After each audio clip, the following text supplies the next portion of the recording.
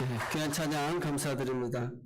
오늘도 복음의 사람 예배함으로 하나님을 영화롭게 하는 복된 주일이 되어지기를 바랍니다.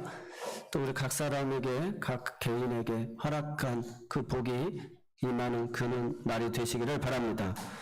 오늘은 세상에서 가장 안전한 곳, 세상에서 가장 안전한 곳이라는 제목으로 하나님 말씀 듣도록 하겠습니다. 한번 믿음으로 고백하겠습니다. 세상에서 가장 안전한 곳. 예. 최근에 어떤 사람이 후두번을 쓰고 커터칼을 들고 지하철역에 이렇게 들어가니까 막 사람들이 막 비명을 지르고 막 혼비백산 해가지고 막 뛰쳐나가고 빠져나가고 하는 모습을 그 TV 그 CCTV를 통해서 보았습니다. 우리 사회의 안전 불감증이죠. 이제는 그래서 우리를 보호하기 위해서 마치 마스크 대란이 일어난 것처럼 호신용품 대란이 일어나기도 했습니다. 그런데 놀라운 것은 그 호신용품 중에 너클이라고 하는 것이 있었는데 손가락에 금속 도구를 끼는 건데 그것으로 신림역 그 사건이 일어난 것을 봅니다. 최윤종이라고 하는 사람이 그 선생님 등산하면서 가는 선생님을 이렇게 범행한 것을 보게 되어집니다. 미국이라는 나라도 총으로 자기를 보호하기 위해서 총을 다 사놨는데 결국 그 총기가 또 다른 무기가 되어지는 경우를 보게 되어지죠. 그래서 세상에 있는 많은 사람들을 나를 보호하기 위해서 안전하게 하기 위해서 가진 방법을 다 하지만 오히려 그 안전한 방법이 오히려 무기가 돼서 우리에게 해가 되어지는 경우가 많다는 것입니다. 그래서 오늘 세상에서 가장 안전한 곳, 인류의 역사를 이렇게 살펴보면서 진정한 우리에게 있어서 안전한 곳은 어떤 곳일까 생각하는 그런 귀한 시간이 되기를 바랍니다. 그래서 옛날이나 지금이나 동양이나 서양이나 모든 사람이 똑같이 이런 마음을 갖고 있어요. 어떻게 우리가 보호막을 치고 안전하게 살 수 있을까? 서양에서는 1차 세계대전 후에 독일로부터 공격을 받았습니다. 나라를 지키기 위해서 프랑스에서는 국방장관이 마지노라고 하는 곳을 중심으로 해서 독일과 국경 사이에 요새를 만들기로 했습니다. 그래서 우리를 이 독일로부터 우리를 보호해야 되겠다. 그래서 처음에 계획이 한 750km를 갖다가 국경을 요새를 만들기로 이렇게 계획을 했는데 1차적으로 국경이 맞닿는 독일과 한 350km 정도만 요새처럼 단단하게 공격을 감행하지 못하도록 이렇게 세워놨어요. 그래서 우리가 마지노선이다라고 이야기하는 이유가 그 마지노 거기를 중심으로 해서 여기까지만 너희가 오되 여기는 못 넘어온다 그런 개념으로 이렇게 이야기를 하는 것이죠. 그런데 마지노 요새를 세웠고 아무도 공격하지 못하는 난공불락의 요새처럼 세웠는데 독일이 침공할 때 이 마지노 요새의 가장 북쪽에 있는 아르덴 공원으로 기갑 부대를 보내면서 이 마지노 요새는 소용이 없게 되어졌다는 것입니다. 인간이 자기를 보호하기 위해서 세웠지만 결국 자기를 보호하지 못하고 오히려 갇히게 만드는 역할이 되어졌다는 것이죠. 우리가 잘 아는 대로 동양에서는 중국의 만리장성을 볼 수가 있습니다. 춘추 전국시대에 각 나라들이 자기 백성들을 보호하고 자기를 보호하기 위해서 성을 쌓았지만 중국을 통일한 진나라 때 전체적으로 무려 6,300km를 돌아가면서 이 만리장성을 세웠어요. 그런데 북방 민족의 공격으로부터 지킬 거라고 생각을 했던 이 만리장성은 결국 시대마다 무너지고 또 공격을 당해서 그들이 생각했던 것만큼 지킬 수 없는 보호막이 되고 말았습니다. 오늘 저와 여러분의 인생도 보험 한 사람 안 들은 사람 없죠. 이 보험도 어찌 보면 우리가 어려움을 당할 때를 대비하여서 만들 것입니다. 최근에 이런 보험사에서 이제는 실비보험을 약국에서 병원에서 우리가 청구 안 해도 다 주게끔 한다라고 이야기합니다. 그래서 사람들이 찾아가지 않는 돈이 한 2,900억 정도 되어졌는데 왜 보험사들이 저들이 왜 손해보면서까지 이렇게 할까?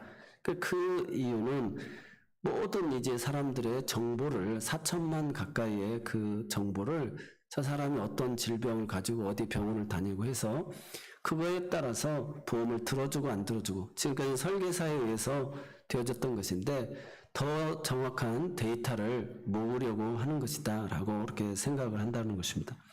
어쨌든 간에 불안과 염려, 걱정 속에서 너희를 지켜줄 보호막이 될 것이다 라고 생각하면서 미래를 준비하라고 사람들은 이렇게 보험을 들게 합니다. 그러나 결국 그 보험 아끼면서 보험 들었다가 결국 그 돈을 대출받아서 쓰고 또 정작 그 건강을 지키기 위해서 보험 들었는데 먹지도 못하고 근심하면서 살다가 더 병에 드는 경우들을 우리가 많이 보게 되지 않습니까? 오늘 시편 기자도 마찬가지입니다.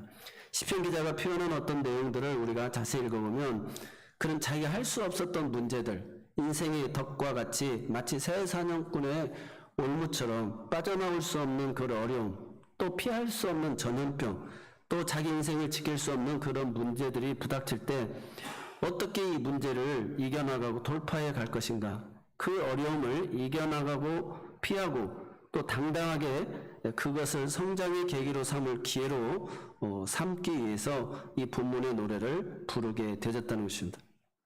그래서 오늘 진정한 나의 보호, 내가 가장 안전하게 거할 수 있고 보호받을 수 있는 것, 그것은 어디냐? 바로 전능하신 하나님이 그늘 아래 사는 것입니다. 지존자의 은밀한 곳에 거주하고 전능자의 그늘 아래 사는 자여라고 이렇게 이야기하고 있어요. 그래서 세상에서 가장 안전한 것은 지존이라는 것은 가장 높으신 그 하나님의 그 은밀한 곳에 거하는 곳. 우리가 이 지성소에 휘장이 찢어져서 법궤가 있고 그 위에 천사의 날개를 통해서 씌운 자가 있잖아요. 그게 은밀한 곳. 하나님께서 우리를 그렇게 불쌍히 여기고 궁일이 여기고 다 용서해주는 이 은밀한 곳에 거주하는 오늘 우리가 가장 안전한 곳이고 또 그곳이 가장 보호받는 곳임을 믿으시기 바랍니다. 그래서 구체적으로 세 가지를 나누어서 그러면 하나님이 어떻게 우리가 하나님을 섬기고 행할 때 우리를 이렇게 구체적으로 보호해 주시고 돌봐주시는지 인도해 주시는지를 본문을 통해 볼 수 있습니다. 그것은 하나님을 우리의 것으로 삼아야 된다는 것입니다. 1절에 보니까 지존자의 은밀한 곳에 거주하며 전능자의 그늘 아래 사는 자여라고 되어 있습니다. 다 지존자나 전능자는 하나님을 뜻하는 높으신 하나님, 전능하신 하나님으로 표현되고 있습니다. 그래서 은밀한 것도 역시 하나님 자신을 표현할 때 사용된 단어입니다. 보호하고 은신처가 되고 하나님을 표현할 때 쓰는 단어예요. 그래서 보호군 그 안에 표현되어진 이 지성소 안에 주님과 함께 교제하며 사는 사람, 주님이 거하시는 곳에 자기 인생이 머무는 곳, 이렇게 살아가는 인생을 하나님은 책임져 주신다는 것입니다. 이런 사람을 시편 22편 3절에 어떤 사람이라고 이야기하고 있느냐? 이스라엘의 찬송 중에 계신 주여, 주는 거룩하시니이다. 그러니까 오늘 우리가 지존자의 은밀한 곳, 또 전능자의 그늘 아래 사는 자는 이렇게 그 하나님을 예배하고 찬송하고 영광을 돌리고 하나님 찬송을 받기 위해서 우리를 지으셨잖아요. 그래서 하나님이 행하신 일들을 찬송하는 것입니다. 그래서 찬송 중에 거하신다. 찬양을 할 때 주님이 그 안에 거하신다는 거예요. 그래서 이곳에 와서 하나님 감사합니다. 하나님 찬송하고 이렇게 돌봐주시고 보호해주시고 인도해주셔서 우리가 감사합니다. 이렇게 하나님을 찬양하며 영광을 돌릴 때 그곳에 하나님이 계신다는 거예요. 아멘. 에베소서 5장 18절로 21절에 바울은 이렇게 얘기합니다. 우리 같이 한번 합독하겠습니다. 술 취하지 말라. 이는 방탕한 것이니 오직 성령으로 충만함을 받으라. 시와 찬송과 신령한 노래들로 서로 화답하며 너희의 마음으로 주께 노래하며 찬송하며 범사에 우리 주 예수 그리스도의 이름으로 항상 아버지 하나님께 감사하며 그리스도를 경외함으로 피차 복종하라. 아멘. 하나님을 찬양하는 게 무엇입니까? 제일 먼저 생각할 수 있는 것이 하나님의 존재를 인정하는 것입니다. 여러분, 우리 자녀들이 우리 부모님을 가장 찬양하는 게 무엇이에요? 부모님께 가장 고맙습니다, 감사합니다. 우리 부모님은 어떤 부모님보다도 잘생기셨고 높으셨고 자상하시고 섬세하시고 오묘하십니다. 이 부모님을 만난 걸 내가 찬양합니다. 이게 부모님을 이렇게 찬양하는 게 아니라는 거예요. 가장 큰 부모님의 찬양은 엄마, 아빠라고 부르는 그 존재, 나의 어머니, 나의 아버지라고 하는 거. 그래서 어머니, 아버지라고 그 존재를 부를 때 그게 가장 부모님을 높여드리는 거예요. 그게 가장 부모님을 인정하는 거, 이것이 가장 큰 찬양인 줄 믿으시기 바랍니다. 그래서 히브리서 11장 6절에도 믿음이 없이는 하나님을 기쁘시게 하지 못하나니 하나님께 나아가는 자는 반드시 그가 계신 것과 또한 그가 자기를 찾는 자들에게 상 주시는 이심을 믿어야 할지니라. 하나님은 영이시고 보이지 않는데 우리가 믿음을 가지고 하나님의 존재를 인정하는 거예요. 그리고 그 하나님이 자기를 찾는 자들에게 상 주시는 것, 이것을 믿는 것, 이걸 하나님이 기뻐하신다는 거예요. 그래서 하나님도 당신의 존재를 인정하는 것을 가장 기뻐하셔요. 그래서 하나님 도와주세요. 그래서 하나님 어떻게 해요? 우리가 이렇게 하나님을 찾고 하나님을 인정할 때 하나님이 가장 찬송을 받으시고 그 찬송 중에 거하신다는 사실을 믿으시기 바랍니다.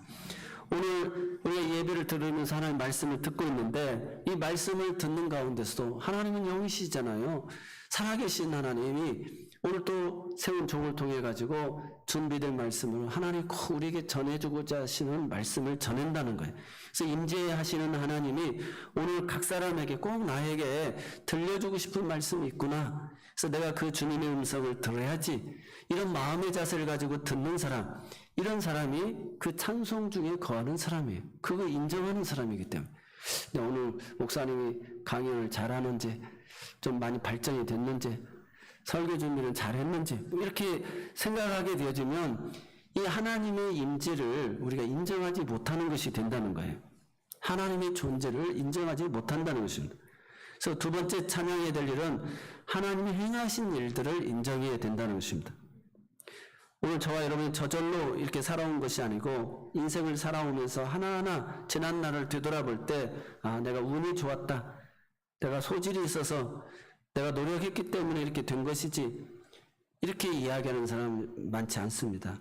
지나놓고 보면 정말 하나님이 위로부터 도우셨고 그 위기로부터 하나님 나를 보호해 주었다.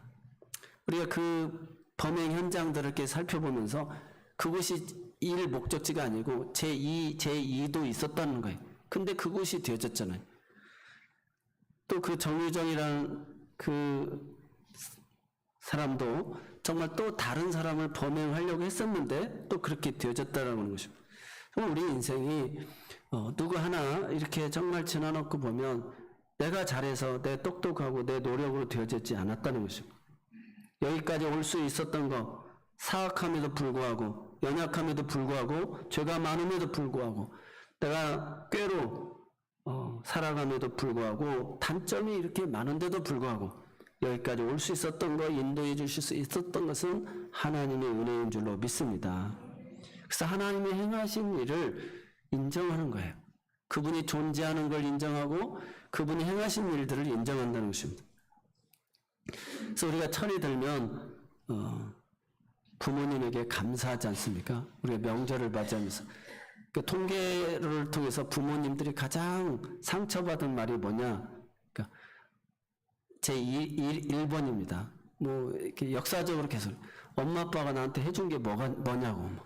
이 말하면 가장 부모들이 서운하다는 거예요. 평생을 정말 사랑하고 그 자녀들을 보며 기뻐하면서 그 눈물 젖은 세월을 살아왔는데 엄마 아빠가 해준 게 뭐냐라고 할 때 정말 가슴이 무너진다는 것입니다. 공통적으로 결혼하면서 이렇게 가끔씩 그 편지를 읽게 하는 그런 결혼 애식들이 있어요. 그러면 그 자녀들이 그 어머니 아버지를 생각하면서 꼭 나오는 그런 대사 중에 한 부분이 그때 그 어려울 때 어머님이 정말 이렇게 참고 인내해 주셔서 너무 감사하다. 또 그 어려운 시절에 아버지가 당당하게 그걸 이겨내 주신 것을 너무 감사하다. 제가 한 청년 중에 하나는 자기가 고3이었는데 그 아버지가 봉고차로 자기를 그 통학시켜줬던 그 아버지, 그 모습이 너무 이제 고맙기도 하고 또 가련하기도 하고 그러면서 이제 결혼식장이었는데 그 편지를 읽으면서 이렇게 펑펑 눈물을 흘리더라고요. 그런 작은 그 사랑의 손길이 비춰졌을 때 감사하다는 거예요. 그래서 저도 제가 우리 아이들을 위해서 특별히 해준 게 없는 것 같아요. 그랬는데 그 고3 때 천안여고까지 우리 딸아이를 이렇게 통학시켜준 적이 있습니다. 그래서 그때 그 청년의 그 편지가 기억이 나가지고 정말 기쁜 마음으로 한 번도 그 피곤한 모습이 아닌 그런 감사한 마음으로 너를 위해서 내가 봉사할 수 있어서 너무 감사하다. 이런 마음으로 이렇게 할 수 있었던 것을 생각하면서 감사했습니다. 오늘 하나님은 찬송 중에 거하시는데 그 찬송 중에 거하는 것은 그분의 존재를 인정하고 그분의 행하신 일들을 인정하는 거예요. 그래서 자녀가 부모님이 나를 위해서 이렇게 돌봐줬던 거, 참고 인내해줬던 거, 그것을 생각하면서 감사할 때 우리는 눈시울을 적시게 되어진다는 것입니다. 사랑하는 성도 여러분, 그래서 하나님이 이렇게 내 삶을 인도하시고 나에게 믿음을 주시고 나를 여기까지 인도해 주셨습니다. 그렇게 우리가 찬양할 때 하나님이 그 찬송 중에 거하여 주신 줄로 믿습니다. 찬양 중에 또 하나는 주님이 행하신 일을 칭찬하는 거예요. 그래서 우리가 존재를 인정하고 행하신 일을 인정하고 그분이 행하신 일을 이렇게 칭찬하는 거예요. 참 잘하셨습니다. 칭찬하는 사람의 특징은 우리가 다른 말로 감사하는 사람입니다. 우리가 때로는 이렇게 신앙생활에 겸손이 가장 중요하잖아요. 근데 겸손도 너무 지나치면 그것이 교만이 되어질 수도 있습니다. 그래서 아이고 거절하고 저는 못합니다. 저는 이 정도로 이렇게 적당합니다. 이렇게 어떻게 보면 양보하는 것 같고 미덕을 세우는 것 같은데 사람은 아무리 겸손한들 50보 100보라는 것입니다. 오늘 우리 모두에게 정말 하나님께서 이런 나를 겸손한 척하고 의로운 척하고 때로는 믿음 생활 잘하는 것 같고 베드로처럼 다른 사람은 다 주를 버릴지라도 나는 주님을 버리지 않겠습니다라고 할지라도 우리도 모르게 그러한 자리에 이를 수 있다는 것입니다.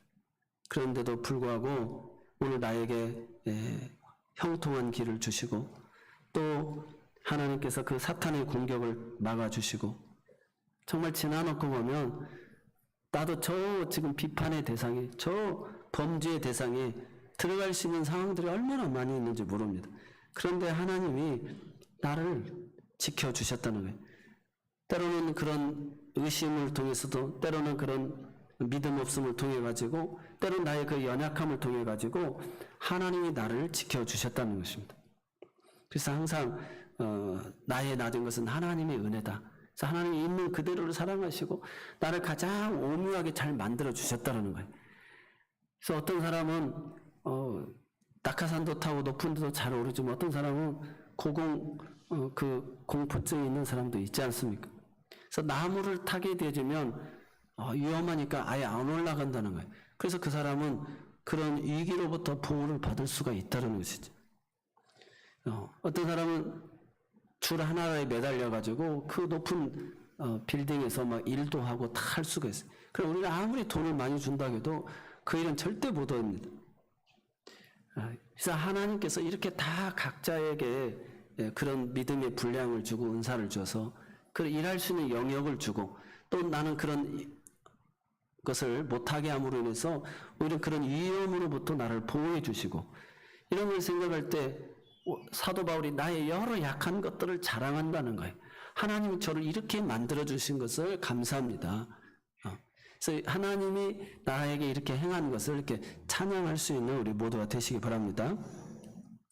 두 번째로 세상에서 가장 안전한 곳, 이 하나님의 그 지존자의 은밀한 곳에 거할 수 있는 전능자의 그 곳에 거할 수 있는 방법은 시편 기자는 하나님을 사랑하는 길이라고 이야기하고 있습니다. 우리 14절 말씀 한번 읽어볼까요?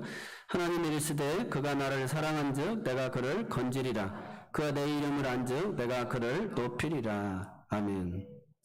사랑하는 성도, 우리가 신앙생활에 이렇게 찬양 중에 거하시는 하나님, 그분의 존재와 그분의 행하신 일을 인정하고 그분의 행한 일을 이렇게 칭찬하는 거 단순하잖아요. 하나님은 찬양 중에 거하신다는 거예요. 그래서 원망 불평한 자는 가나안 땅에 못 들어간 거예요. 그러니까 하나님 앞에 우리가 찬양하고 감사하고, 그래서 이렇게 예배하러 매주 나와서 감사 찬송하고 하루를 시작하면서도 감사 찬송하고 영광을 돌리는 것입니다. 두 번째로는 하나님을 사랑하는 거예요. 나를 사랑하는 자는 나의 계명을 지킨다고 그랬는데, 이 사랑하는 거, 이거 한 가지가 중요한 겁니다. 그래서 하나님은 사랑이에요. 시편 27편 4절 5절 한번 같이 읽어보겠습니다. 내가 여호와께 바라는 한 가지 일, 그것을 구하리니 곧 내가 내 평생에 여호와의 집에 살면서 여호와의 아름다움을 바라보며 그의 성전에서 사모하는 그것이라. 여호와께서 환난 날에 나를 그 초막 속에 비밀히 지키시고 그 장막 은밀한 곳에 나를 숨기시며 높은 바위에 두시리로다. 아멘. 다윗은 생애에 얼마나 어려움이 많았습니까? 해야 될 일도 많고 하고 싶은 것도 많고 그랬습니다. 그럼에도 불구하고 그가 한 가지 고백했던 거, 내가 하나님을 사랑했다는 것입니다. 이 한 가지, 내가 하나님을 사랑하는 거. 그래서 다윗은 내 마음에 합한 자다. 그래서 정말 하나님을 사랑했어요. 사랑한 사람에게는 그 은혜로 내가 이렇게 좋은 왕도 되어지고 집도 있고 나라도 평안한데, 나도 하나님의 그 장막에 법궤가 있는 것을 보고 하나님의 성전을 짓고 싶은 마음, 하나님을 위해서 뭔가를 해주고 싶은 마음, 이게 사랑하는 마음이라는 거예요. 그래서 연애를 하면 서로에게 뭔가를 막 선물해주고 싶은, 사랑하는 사람들은 뭔가 그 사람들에게 고마움을 표하고 싶은 것이죠. 예수님이 그의 삶에 있어서 우선순위를 정해줬습니다. 우리가 누가복음 18장 22절에 보면 그 부자 청년 예수님께 다가오잖아요. 그래서 선생님이여 내가 어떻게 해야 영생을 얻겠습니까? 그렇게 물어보는 거예요. 그러니까 너는 어떻게 배웠느냐? 그러니까 십계명을 배웠습니다. 그러면 그렇게 지키면 된다. 그럼 내가 다 지켰습니다. 그렇게 이야기하는 거예요. 그러니까 주님이 야, 너에게 한 가지 부족한 게 있다. 그러니까 무언지 그 뭡니까? 그러니까 너의 재산을 팔아서 가난한 자들에게 주고 너는 나를 따르라. 그러니까 그가 그 재물이 많은 거로 근심하여 되돌아갔다고 했습니다. 그래서 그 한 가지 부족한 게 뭐냐? 주님을 사랑하는 거예요. 주님을 사랑하기 때문에 우리가 11조도 드리고, 주님을 사랑하기 때문에 내 삶의 전부를 드리기도 하잖아요. 우선순위입니다. 그래서 누가복음 10장 41절로 42절에도 보면 마르다와 마리아의 그 대화가 나오죠. 그래서 내 동생이 철이 없어서 나 좀 돕게 해달라고 할 때 예수님이 마르다에게 하는 말씀입니다. 주께서 대답하여 이르시되 마르다야 네가 많은 일을 염려하고 근심하나 몇 가지만 하든지 혹은 한 가지만 해도 족하니라. 마리아는 이 좋은 편을 택하였으니 빼앗기지 아니하리라 하시니라. 우리가 한 가지 우리가 해야 될 일이 있는데, 그것은 바로 우리가 하나님을 사랑하고 하나님 일에 집중하는 것입니다. 우리가 목회를 하거나 교회를 섬길 때 그런 일이 자주 있습니다. 교회를 열심히 한 사람들이 탈진해가지고 시험에 드는 경우도 많죠. 또는 물질을 너무 많이 써가지고 거기에 따르는 그 열매가 없을 때 오는 탈진함도 있습니다. 근데 오늘 우리가 중요한 것은 내가 어떻게 이 교회를 세우기 위해서, 내가 어떻게 성도들을 더 섬기기 위해서, 내가 맡겨진 우리 아이들을 어떻게 더 잘 가르치기 위해서 내가 부단한 노력과 수고와 애씀과 이런 것이 쌓이잖아요. 내가 이걸 아이들을 사랑한다라고 생각하는 거예요. 근데 그렇게 하다가 결국은 시험이 드는 거예요. 탈진해가지고 허망하다는 것입니다. 그래서 이 마리아가 택한 것은 주님을 사랑하고 주님의 말씀을 듣는 걸 좋아했다는 것입니다. 오늘 우리가 교회를 섬기면서도 마찬가지입니다. 하나님을 사랑하는 그 마음, 하나님을 사랑하는 마음, 그 마음을 잃어버려서는 안 된다는 것입니다. 그래서 하나님이 오늘 또 나의 죄를 용서해 주시고 예수님을 보내주셔서 십자가에서 모든 죄를 정결케 하셨고, 그래서 내가 하나님 앞에 어린 양으로서 내가 사랑받는 자라는 것을 스스로 늘 고백을 해야 돼. 그리고 오늘도 내가 그 하나님 은혜의 장종 안에 사랑 안에 거합니다. 하나님 감사합니다. 이렇게 하나님의 사랑 속에서 그런 대화와 친밀한 교제가 있어야 이 사역이 지치질 않는 거예요. 왜냐하면 나는 심부름꾼이고 주님이 행하시는 일이고 주님이 열매를 거두는 것이기 때문에 그렇다는 것입니다. 그래서 아버지는 탕자가 돌아온 것으로 인하여 기뻐하잖아요. 그 아들은 열심히 아버지를 도왔잖아요. 그렇지만 잃었다고 얻은 내 아들이라고 아버지는 그 자체를 기뻐하시는 거예요. 오늘 우리들에게도 마찬가지입니다. 하나님은 오늘 내가 먼 일을 많이 하고 헌금을 많이 하고 뭐 특별한 일을 공을 드리는 것도 중요하지만 그것보다도 하나님은 그분을 인정하고 존재를 인정하고 그분이 우리를 위해서 행하신 일들을 칭찬하고 인정하고 감사할 때 하나님 사랑합니다. 주님 사랑합니다. 이 사랑의 고백을 할 때 가장 기뻐하는 것입니다. 그래서 우리 인생에 보면 연애를 실컷 하고 마지막에 내가 당신을 사랑합니다. 이 고백을 하는 거잖아요. 그리고 나와 결혼해달라고 그러잖아요. 그러니까 사랑의 고백이 내가 당신을 사랑합니다. 그래서 우리에게 있어서 최고의 아름다운 고백이 사랑의 고백입니다. 그래서 오늘 우리에게 한 가지 일, 바로 하나님을 사랑하는 일, 하나님께서 그 일을 열어주셨다는 사실을 기억하면서 오늘 내게 허락된 그 모든 그 속에서 하나님 나에게 사랑의 대상을 주심을 감사합니다. 죽게 하듯 하고 정말 그렇게 감사하면서 하고 최선을 다하고 그 다음에 그 결과와 열매는 하나님께 맡기는 우리가 되어야 될 줄로 믿습니다. 마지막 세 번째로 세상에서 가장 안전한 그런 하나님의 보호하심과 인도하심과 공급하심을 받을 수 있는 그 일들이 뭐냐? 그것은 간구하는 것입니다. 오늘 15절 말씀이죠. 91편 15절 같이 읽겠습니다. 그가 내게 간구하리니 내가 그에게 응답하리라. 그들이 환난 당할 때 내가 그와 함께하여 그를 건지고 영화롭게 하리라. 이것을 보면 우리가 예수 믿으면 어려움이 하나도 없다는 말이 아니에요. 환난이 있다는 것입니다. 그러나 환난 가운데 부르짖으면 하나님 우리를 건져주시고 하나님을 영화롭게 하게 하신다는 것입니다. 그래서 하나님은 오늘 우리로 하여금 간구하게끔 만든다는 거예요.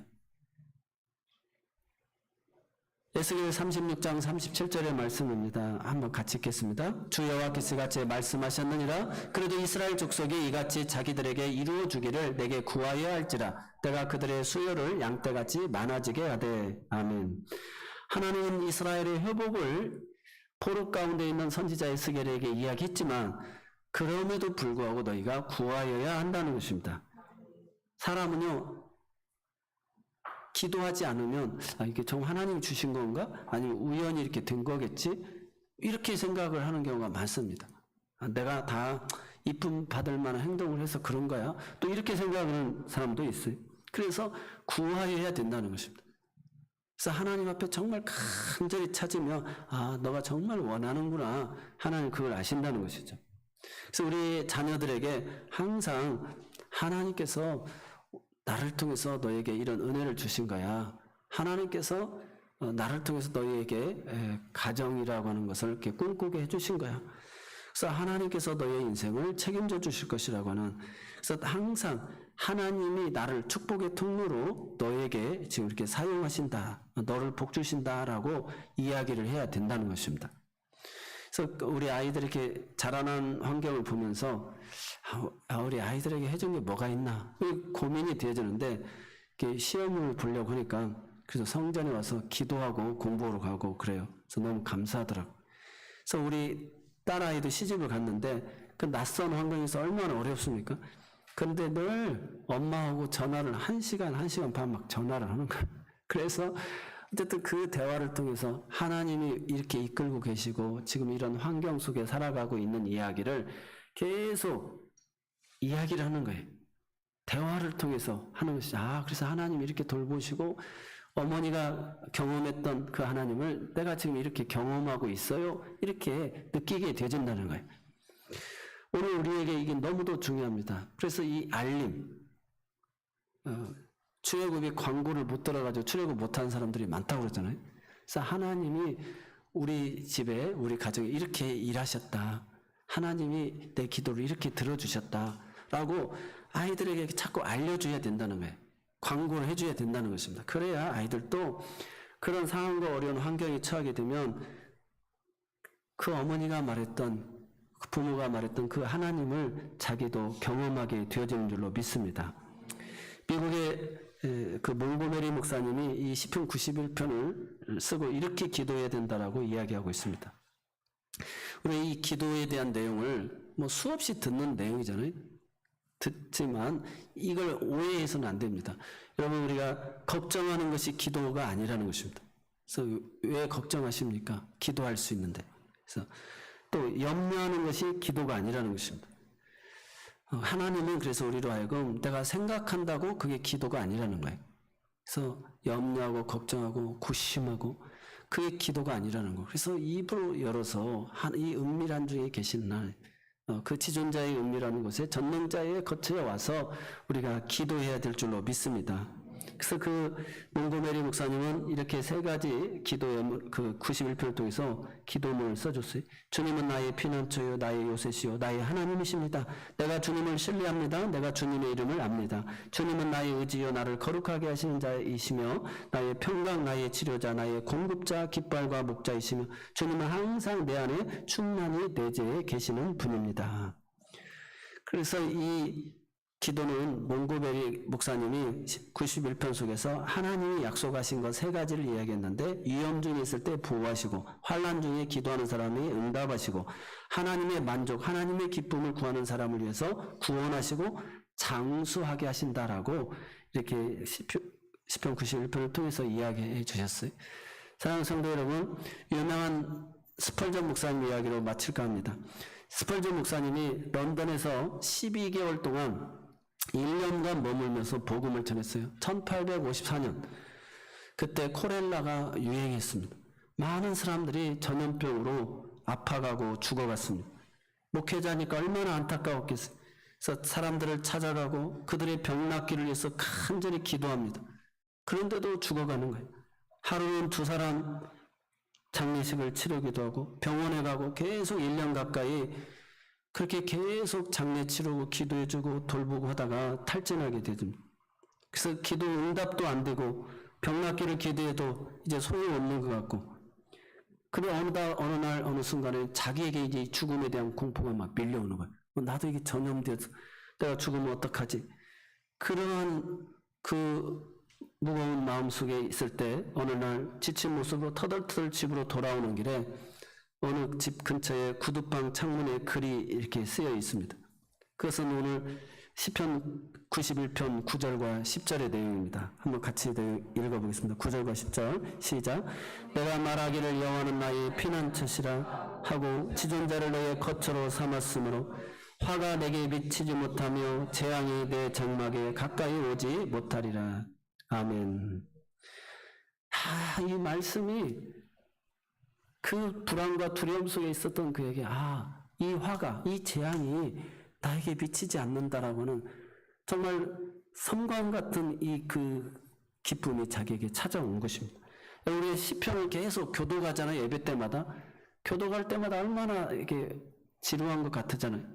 이 시편 교동문을 교도 가다가 어느 날 어느 예배 때 이 글귀 하나가 내 마음에 와닿게 되어진다는 것입니다. 그래서 스펄전 목사님은 이렇게 그 감동을 적어 나갑니다. 나는 안정감과 신선함과 영원함의 감동함으로 휩싸였습니다.